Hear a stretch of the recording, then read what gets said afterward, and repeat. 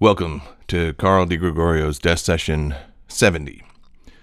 I'm trying something new for the first time after, how do I put it? Yesterday, I've done this before. Yesterday was my record day, and today is not the day I usually do this. And it wasn't that I had other things to do. I sat down to do this. I've left the equipment up overnight because I was struggling yesterday with, I don't know if it was food poisoning or some kind of affliction that was making it hard for me to focus, concentrate, and et cetera, et cetera. And so I made about I got up to about 8 minutes in and was so off making any kind of cognitive sense that I shined it for the day. And then I am back at it today. Death Session 70. 70 being a good number. 10 times the lucky 7. 7 being lucky for a lot of folks. 7, 11. Mickey Mantle was the famous number 7 in the baseball world. And the only problem with having the false starts is that if there was some kind of point of departure, what you wind up doing is trying to remember. And that's the point of this, is not to have a script, not to know what you're saying, not to know where this is all going. In the moment, where it's all going should make some sense, or why require anyone's attention. So, and the other experiment today is that rather than wait till I am sort of fueled up and ready to go, I am doing this, why I'm wearing the hat, is that I am doing this sort of after my first cup of coffee, and almost as if it, I don't know if anyone's familiar with the Artist's Way, but their big proponent and their big exercise that is constant throughout, and should be constant till the day you die, I suppose, is morning pages. And all morning pages is before coffee, before essentially anything, but after rousing, you are to hit the notebook for 3 pages of non-stop, no breaks, no pauses, no pondering, no thinking, no trying to create nice sentences, no self-editing, and it's supposed to be this free flow. And I apologize for the gulping of coffee, but, that's going to be part of how I get through this with the sort of energy that I usually bring to it, even though I am trying to see if I can sort of do the verbal vlog equivalent of a morning pages. Now, I think that book came out in the 90s, and I remember the big quote, the big blurb and quote they got for the back of the book. The one that probably made me buy the book in the first place was, I think, Martin Scorsese. If I'm not mistaken, the author was married to Martin Scorsese or in a relationship. Maybe not at the time. I'm not really sure about that, and I'm sort of blanking on the name. But The Artist's Way has sold millions and millions of copies, I imagine, and had spawned a lot of workshops. And the author has been on interviews where I think they only missed the morning pages twice in 30 years. Meaning, and I think that was for either they were in the hospital or something like that. So that would be the only time that would have been an excusable absence. And I understand that. I have not been as adamant with myself. I did probably for a year. What happened with me was that book came out in the 90s. I bought it. it intimidated me, didn't quite understand it, maybe didn't feel the need for it, or maybe needed it more than I knew, and so I didn't bother. So I had that book on the shelf in New York unexamined. And then at some point in Los Angeles, I had the book needed to sort of do a jump start type of thing. Bought the book again, maybe read the book, maybe even did an exercise or two, and then abandoned ship on that. And to the point where during during the COVID lockdown and everybody's inevitable rearranging of their bookshelves and spice racks, I made a pile of many bags of books to donate. And as I was leaving, I said to a neighbor, "Hey, do you want to cherry pick any of this?" And he gobbled up the book, The Artist's Way. So that was my second purchase. And then finally, I guess my acting class had either shuttered or, I think it may have shuttered for a time. And I needed something to keep me rooted and grounded and what's the word? I needed to stay focused. And so I bought the book again the third time. And what do they say about the third time? So on the third pass, I was adamant in finishing it properly. I did every suggested exercise. And I was very ardent and very, I don't know what the word is, disciplined or very adamant in doing the morning pages. And so for, I want to say, maybe 3 years or 2 years, I'd have to go through the books, but I did the 3 pages a day for a long time, maybe 2 years, maybe. And I had a particular notebook that I would buy. I bought the whole stock they had at Barnes & Noble and had to just sort of pivot into a different one. And I stacked up the books because you're doing 3 pages a day. You're going to crank through a book. And so my indulgence was to have a nice, leatherette book filled with these ramblings in the morning, which some were incoherent at best, I'm sure, as this may be coming. But I'll tell you what, I very much do feel better than the first attempts. And I don't know what was the thing kind of throwing me off yesterday other than fatigue or, fighting off some kind of stomach thing. So I'm glad to be getting back to it. I want to stay on track. I have to background my Giants ruining their draft position by winning a meaningless game, which is a sports reference that will be riveting to anyone watching this. So the morning pages. Now, I guess the gist of the morning pages is that, in that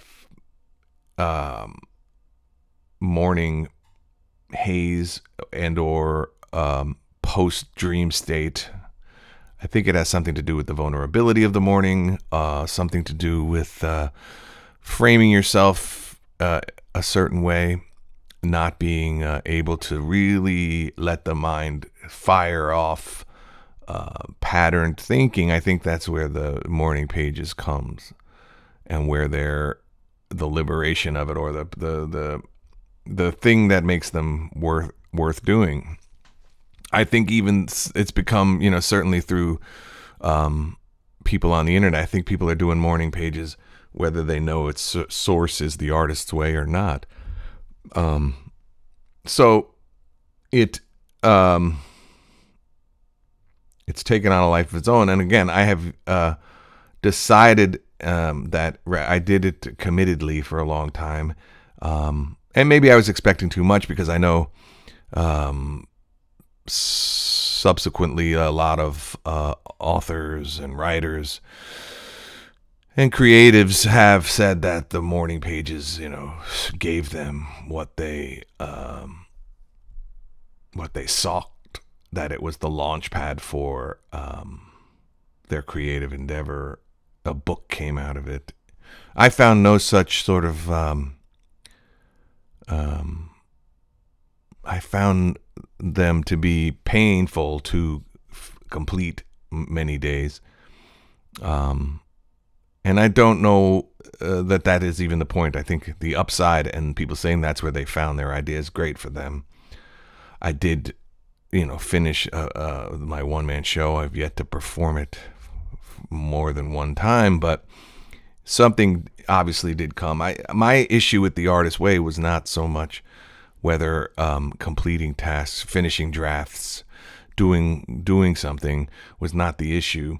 I guess the issue was sort of what next, how to stay quote unquote in flow, or I guess maybe even taking myself seriously to the point where I had office hours, and where I really required myself to have a desk session every day or more than a few days a week to accomplish things. And so the point was well taken.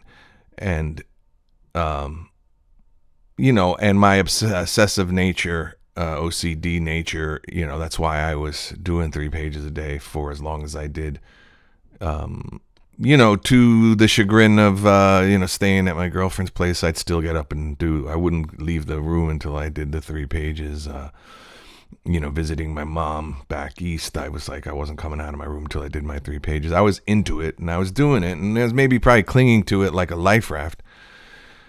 And, the exercises I did that, like I said, and I finally did accomplish it, every one by, even though it's, and I think maybe The Artist's Way has this, although I'm sure collage was a thing. But I remember the only exercise I skipped in The Artist's Way was the collage or the dream board or whatever. And I finally did accomplish that because I finally realized that you didn't have to, it was easier to do today than it ever has been.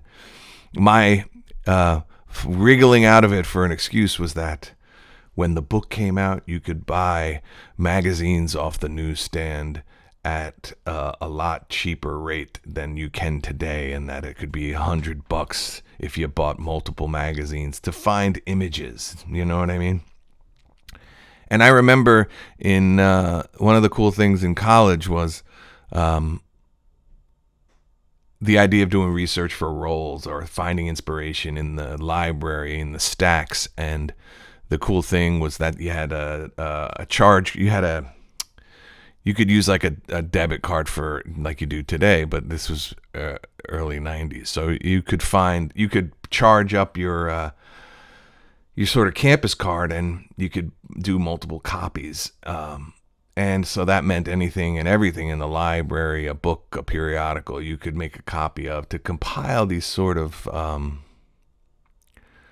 images, like things that would inspire your character, a mental image of the person you sought in your dream, all that stuff. And so that's all and now today, what I found out after being resistant to it was, yes, you can screenshot things from the entire World Wide Web, crop them, go to Staples and print them in color, and then go old school and cut them out and collage them.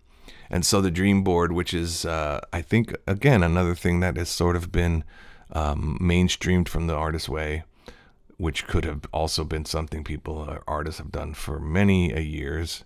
If you think back, in my 70s, 80s memory bank of a cool kid's room in a movie, if there wasn't collage on the walls, I don't know what was, right? So, dream boarding, lookbook, all that stuff was around before it was put down in paper. But the ideas in The Artist's Way overlap, I'm sure, but I finally completed all the tasks. And then this being sort of a morning page rambling on Session70, I guess the point of the matter, and where I'm at 70 deep here, is settling into a routine. And even if the routine is scuttled by not doing it the day I wanted to do it, now the routine can be fall back to the next day, or fall back to, like I said, I've yet to stumble, knock on wood, but I've yet to stumble where the deadline I set for myself for releasing these has ever been in jeopardy. So, and I don't want to test that, and I want to take this seriously. And I guess if another book of creative process, Stephen Pressfield, The War of Art.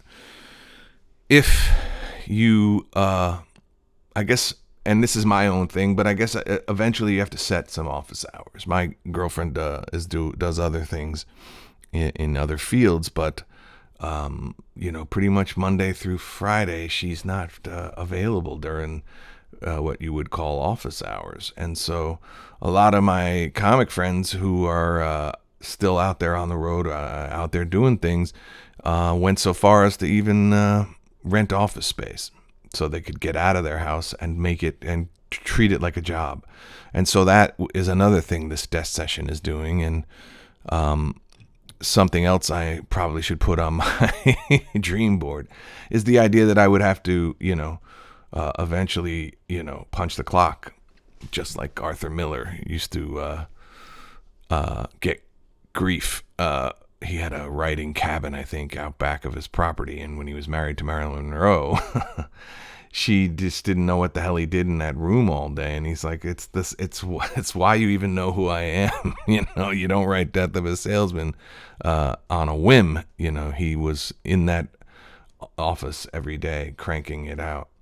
And so that is the lesson I took from the morning pages, to start your day a certain way. And I'm sure the preference would be to have continued that as far as from that author's opinion. But I think it's about, and similar to like any acting training, if you spread it out over multiple disciplines, it's finding your working method. And so I do think that there is utility in that. And this is interesting because like this wouldn't be my normal time to speak. I spend more than half the day in silence.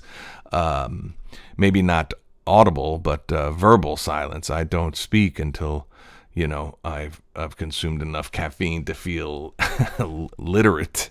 And I am jumping the gun a little bit with this, but I do have a lot of input, a lot of, radio and et cetera. But yeah, finding a working process that is good for me. And again, to not fixate. And, part of what I did enjoy about anything that has a discipline of how many days do you show up out of how many days you don't, keeping streaks, knowing that a missed day is a sin, so that, there are consequences to you, not because of the outer world, but there are consequences to you letting yourself down. I guess I fare fairly well with that. And so, how do I guess, put that more into my life? And I'll tell you, the one of the things that occurred yesterday, and thankfully was able to talk it out with my girl. I guess I've never had that.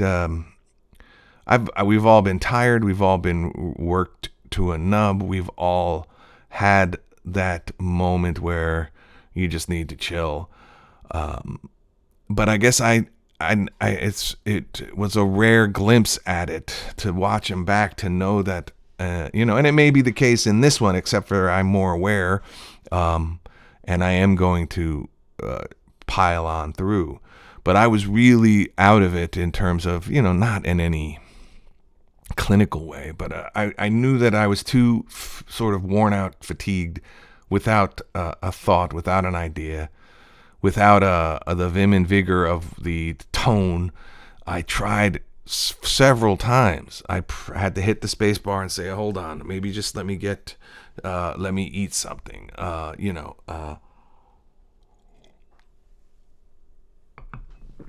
I was sort of perplexed, and maybe it was an example of what they would call, mental fatigue, or just being worn out.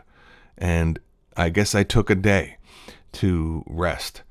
And it's a concession to, I don't know what, to my maturing age, or a concession to, carrying some weight of burden. Had I done anything that day? I did have an audition. I was in touch with another director about an audition that is due this week. There was plenty that I felt that I could feel I was doing, and the idea is to work smart, not hard. So, a back and forth email with the director to set the time frame for the self-tape. That's a day's work for some, not for me. But, again, I was really just trying to adhere to the plan, to the discipline of the day I do these. And I just couldn't pull it off, And I didn't want to necessarily put out a 7-minute one where you can see a guy struggling. And this, again, may be that. This may be that. And it dawns on me that moving forward, and I guess if I probably set myself up for not having a theme, or not making a lot of sense, or not being very vivid, because I was kind of doing a what to do on the new year thing, which is sort of not my favorite point of departure on an article, or and I've said this a million times on this. A lot of times you can be activated by somebody else's homework, a slow news day, and you still will check your emails, right? Because it's constant, right? That's one thing we know about the human endeavor, the machine of American culture, media, digital, capitalism, is that it's going to be constant. And they've gotten to the point now where they can automate this stuff. So I have to delete 30 emails a day, or decide to unsubscribe to them. You are inundated, and there's a homepage for your email. I guess that would be something to kind of engineer out of, so I don't have to see it. But the news does trickle in, even if you abstain from broadcast media. And occasionally you will see the article about the New Year's resolutions, and the hackneyed article about the gyms filling up, or and the statistics about the people who stick with it, and all that stuff. And I don't know, that really doesn't bother me. It's very unhelpful, it seems. And what it winds up being is, of course, and I've said this as a way to make other people feel better or whatever, but like if you, and even if you have to remind yourself that depending on what you have to do to make a living, not to feel superior or inferior, but whatever your day-to-day grind is, somebody else's everyday grind is this stuff that gets across your feed, BuzzFeed, and those are pretty plum jobs, right? Or at very least, those poor stringers and freelancers have to get clicks. So what their slow news day is going to do is force them to come up with a listicle, or force them to come up with, what I learned about 2025 that'll knock your socks off. And I don't even know to the degree that some of these people have to pitch it, or the idea is go out and do this with a story editor and things like that. And that's not easy. Don't get me wrong. As someone who tried to, write an essay a week, it's very difficult. And you have to come up with something. And so some are going to be hits and some are going to be misses. Just doing this once a week is, the one thing I've done, I think that helps, is that I don't demand of myself a topic to start the desk session. I just press the space bar. But other people have to come up with something. But what I'm saying is, if me as the consumer can get activated, or, God forbid I use the word triggered, but if get activated by somebody else's homework, they could be having a bad day. That could be, and AI may be doing half of it or whatever percentage of it, and we're getting activated by it, or I am, and I have to remember that I don't have to succumb to that. And going back to the morning pages, like setting your day up that way helps you. Writing, and so I will do something every day that harkens to this. And all I'm saying is that falling short or having a, some kind of shutdown experience yesterday, rather than showing it to you and rather than putting it up there and acknowledging it in the, that would have been like watching someone suffer, and I didn't want to do that. And so I wound up deleting about 6 false starts. And something about the New Year topic was the thing that got me not riled, because it was more of a physical nausea thing, but it felt like I didn't want to jump through the hoop of addressing that. Do you know what I'm saying? Because my whole contention is that if the first day, and who am I to say, if you're that percentage, if it's in the 15 percentile, if you're in that percentile that can start on New Year's Day and then go to the gym as many times as you think you need to, and you loop back and you've done a year and it was the first and the first, God bless you. That's great. And I would never discourage anyone sticking to it. My thought being that the turn of the clock, the refilling the pages of your day planner, doesn't really change a habit overnight. And so my ridiculously banal sentiment was like, you start something new around the Halloween time. You know what I'm saying? It with an eye on the new year, because you'll then have the momentum that is necessary to get through that holiday lull and to get to the day where you walk into the gym after going for 3 months, 4 months, a year, or, and then you're annoyed by the Johnny-come-latelys.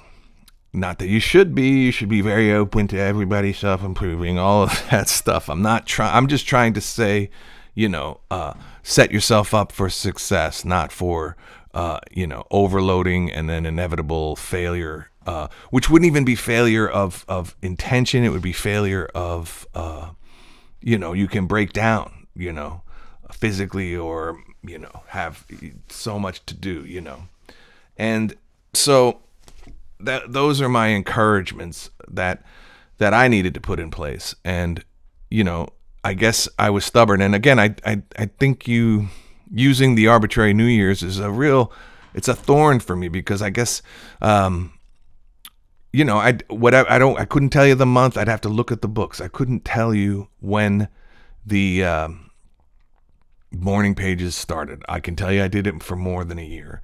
I can tell you that it wasn't anywhere near January 1 that I started the morning pages, that I careened through the holidays those years doing the morning pages, acknowledging the change, but also sort of saying, this is no different than the last year. And I guess that's a bit I've spoken about, like that's a bit of a contrarian streak, or I don't want to be told, or I don't want to be thought of as too mainstream. And it's like, all of that nonsense and all of that opposition really doesn't serve me any purpose. If there's wisdom from some goofy, if a morning show news program can give me, using baking soda to clean silverware, okay, or whatever the little hack that the food segment teaches you, if it was a good idea, why wouldn't I use it? And if I'm going to have a resolution, it's to stay open to possibilities, and stay open to positive influence, no matter where I may find it. And then leaving behind, I guess that is one thing that I can harken back to yesterday, was the sort of tone and the theme I was putting out there was leaving something. You can always talk about what you're going to affirmatively do different this year. I am going to do this. I am going to do that. And I guess I've heard other people talk about this as I listen to all the self-realization, self-improvement podcasts. But what are you going to let go, leave behind? What are you going to cease? What are you going to exorcise out of your, and that would require, you do some kind of inventory or some kind of look back, and it may not be just this year. But what are you going to cease? For me, and I could do it on a yearly thing, like the resistance to a dream board, as corny and as I equivocate today, it kept me from doing it. And the idea is not literal, right? It's not like you put a fucking Chevy Equinox on your fucking dream board, you will have a Chevy Equinox. I don't think that's the point. And who am I to judge a materialistic dream board vision? And maybe I went a little more, again, leaving behind the judgmental. But also, does it pay a dividend in any time frame? I don't know. I just know that not doing it, not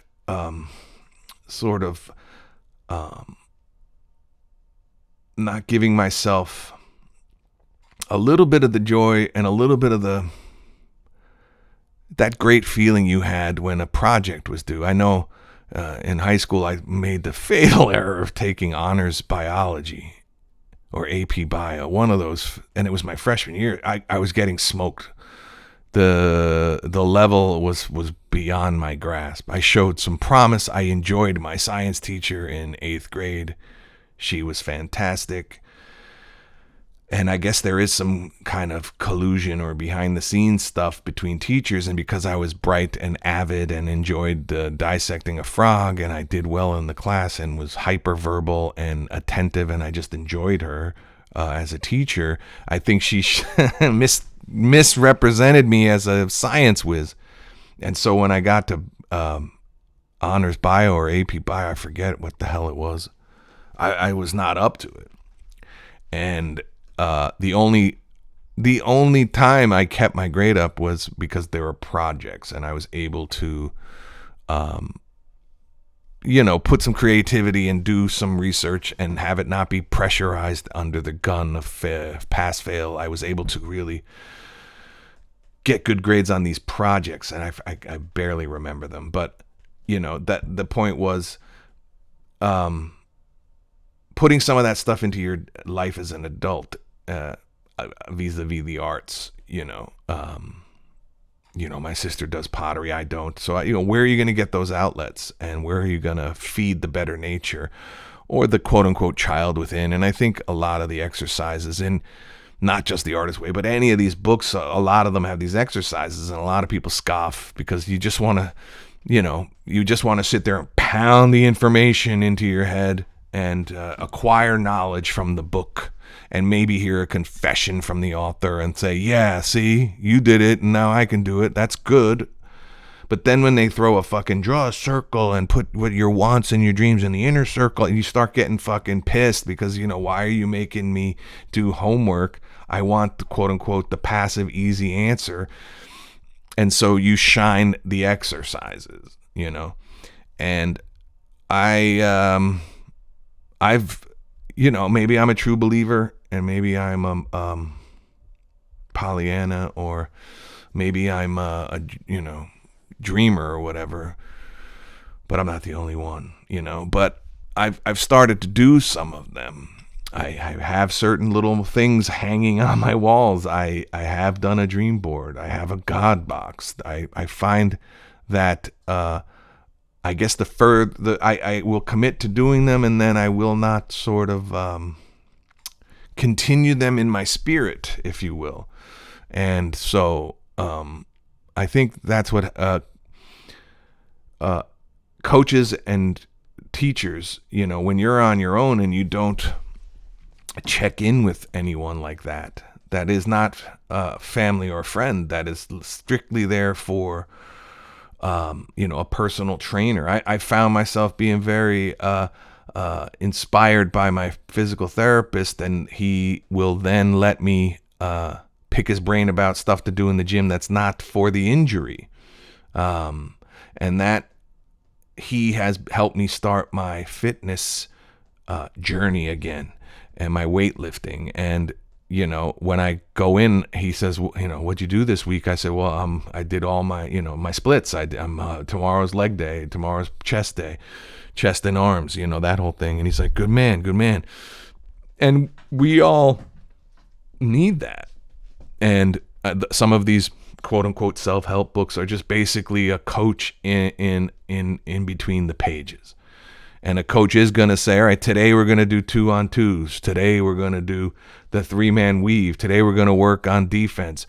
These self-help books have those things, and they're just, trying to monetize a sellable unit of what they teach or what they coach. And now a lot of that can be done with the visual, with production on the internet. And I guess that's what I'm attempting to do, although I haven't really put forth any sort of working philosophy or any sort of offering of services. I'm just here to sort of get through the days myself, to get through the tough times of what happens to, an artist in between, In the meantime. I have a buddy, Owen, who's, that was his pilot, In the Meantime. On your way to becoming who the hell you're going to be, what do you do in the meantime, And that is, that is a concern, and I've probably spent too much time in the meantime. And that's why I guess if the resolution is to, and with the opportunity I've been given to sort of not have that tether to a day job, which is frightful and maybe perilous and maybe foolhardy. I have to flip that, and I have to say I have an opportunity, and that if I lay tracks for making this business the business, and keep my appointment with the death session to work through being ill, being unwell, being tired, and again, if the deadlines hopefully will be, there may be, thankfully I didn't have to sort of grind through what was happening yesterday to make the deadline, which then would be sort of bolster my feeling of never, falling behind. I guess we all were that last minute kid, I suppose. I don't know where I learned to not be last minute, I guess as an adult, but I have to think maybe I got the lesson somewhere in the middle of high school, I suppose. I think the theater had me, really gave me some discipline. And I remember I got to go to a college level theater summer program, and the t-shirts that were given away, that I probably tried to wear twice a week when I got back to my high school.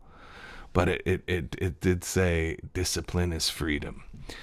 And I didn't know what that meant, I guess, at the time. And I did like the fact that I was hearing that kind of stuff where many people would hear, what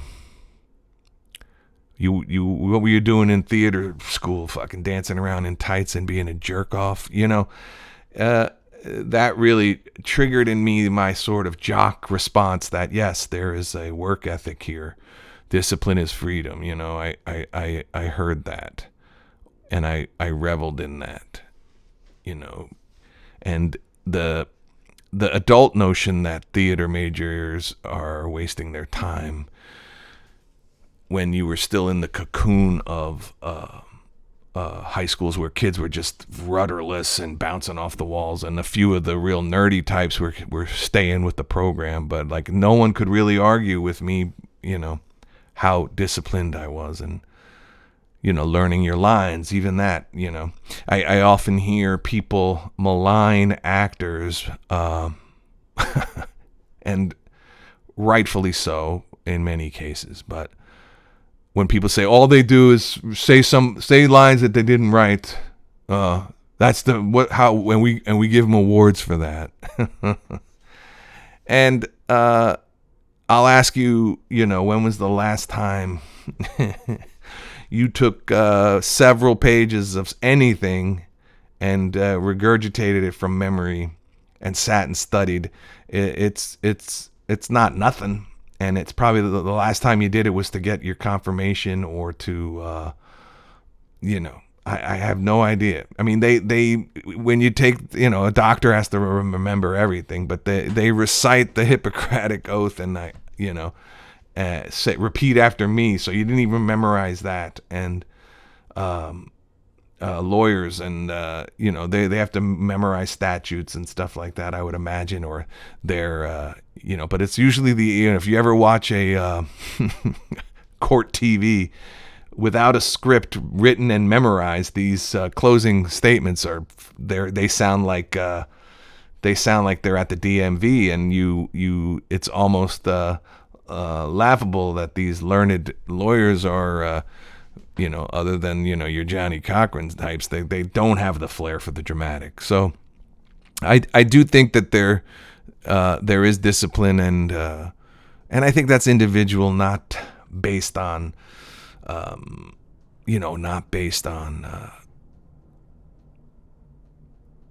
generalities. Sure, most people are canned hams, and that's true.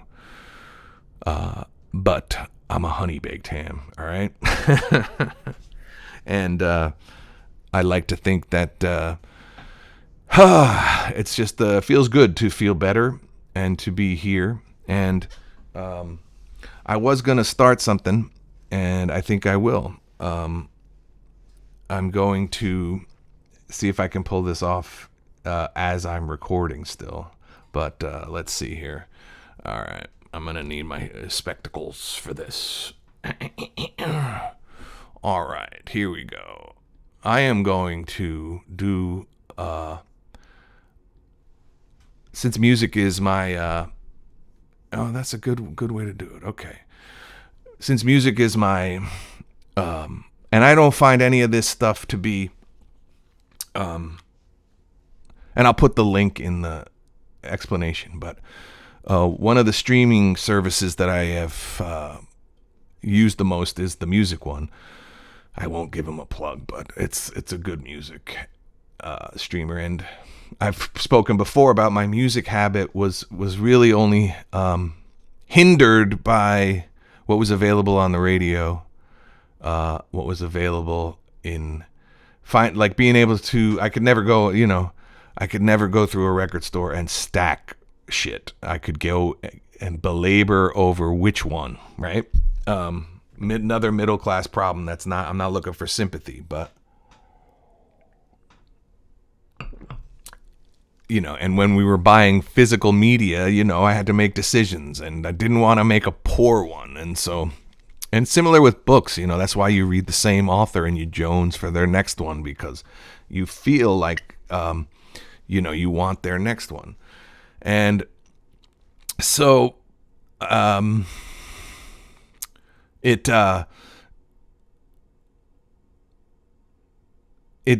only hindered what I was able to do. And one of the improvements, although people do harp on the fact that we don't own physical media and et cetera, and you're paying every month, but for the price of a streaming service plus the music, someone with an encyclopedia of knowledge and a wide berth of genre, hopefully, or in my case, whatever. And I'm sure, you wind up listening to the same couple of songs, same couple of genres. And the beauty of this information data mining is really what it is they compile your all-time playlist. And so on the desk session, I'm going to go through it one by one. I'm not going to belabor it, and I'm not going to play it live in this, but I'm going to do that. it'll get me through the next few many episodes of this, because I have been sparsely and sporadically through the death sessions. If I was using a hearkening to a previous day, that I would then sometimes name check a song and or put that song in the thing, and so there may be some doubles here. But on my all-time playlist, it's not that it's the number one song, it's just 1 through I think 95, and I guess I should go in no particular order because they are all over the place. And if this eventually we can just post the whole thing. But number one on the most all-time playlist for me is Emergency on Planet Earth by Jamiroquai. Now, I have everybody kind of, and I guess that's just the first song I'm going to mention. I love that band. I love that cat's voice. And I don't know where I first encountered it. I know that obviously most people encountered it when he did Virtual Insanity, which won the Video of the Year. Jamiroquai was the guy on the moving floor, and he was dancing around, and he wore the crazy hats. And that's not a guy. That's J.K., the lead singer of the band Jamiroquai. And Emergency on Planet Earth is from the first album. I encountered him on the second album, which was The Return of the Space Cowboy.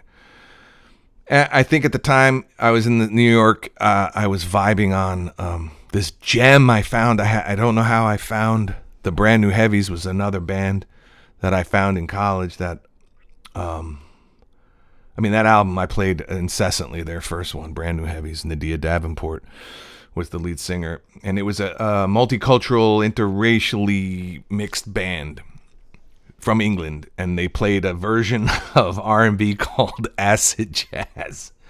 And I can't believe that there's a genre called acid jazz that I was feeling, but I guess this is the genre that the Brand New Heavies fell into. I just thought they were like kind of like funky live instrument R&B with the English bent, and I guess that's probably the lineage of where I found Jamiroquai, because they also fall into the acid jazz category at a certain point.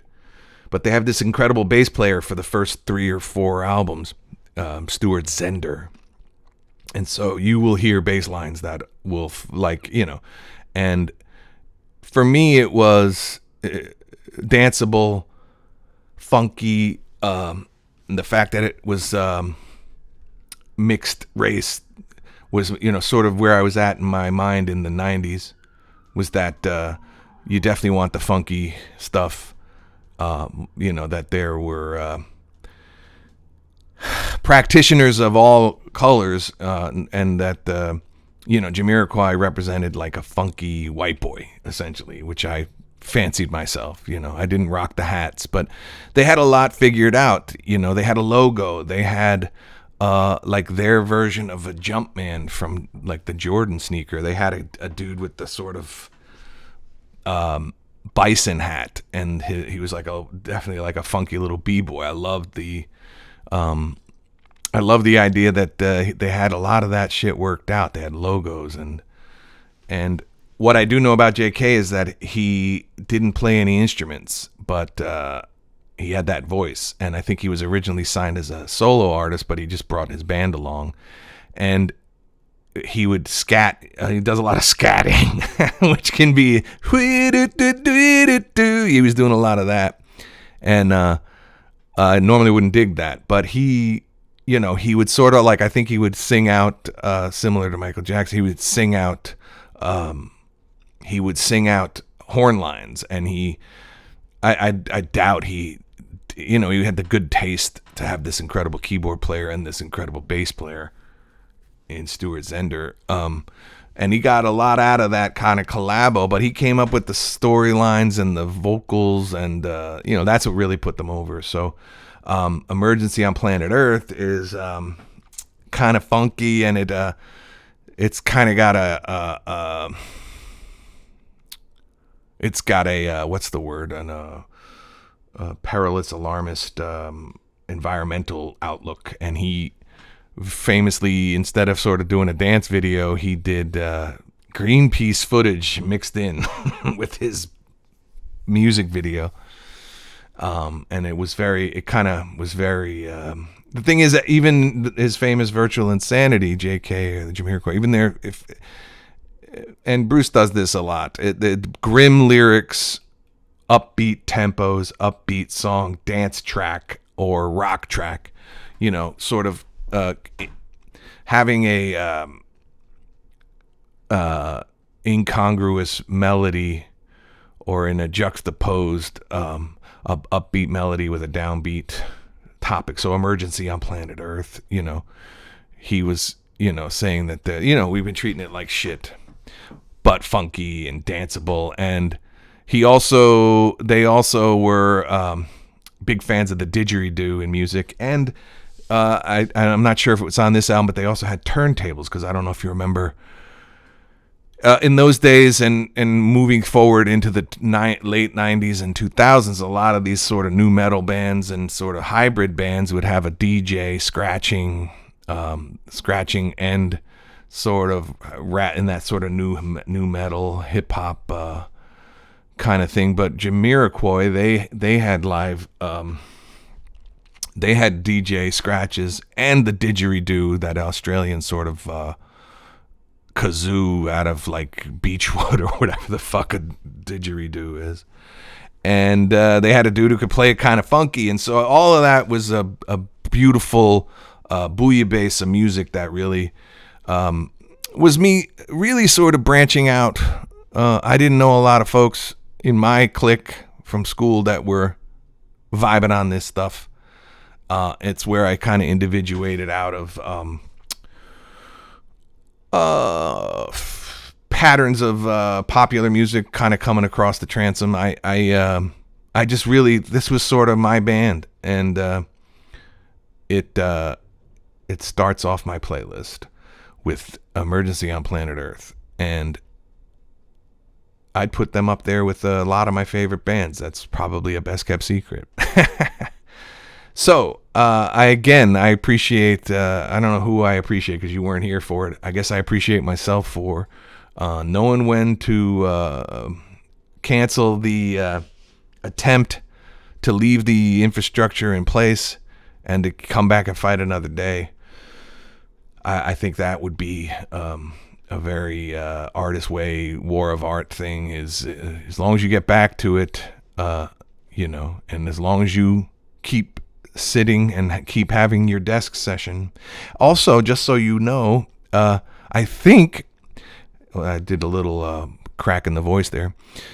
They call in a recording studio, those every video for a while, every band who had more than like a 10-year career always had the in the studio video where they're looking through the glass, and the Police, Journey, Dr. Dre, all of them have that console, the mixing board, the multi-channel mixer, and I think they call that a desk. So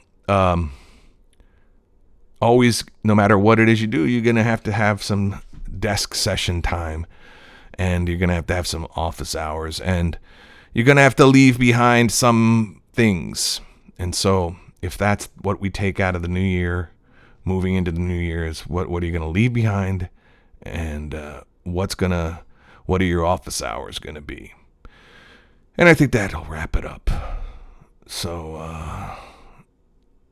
I'll put the link to that jam, Emergency on Planet Earth. Yes, let's go. Death Session 70 in the books. Wearing a hat because I did this first thing. My hair's jacked up. Okay, peace.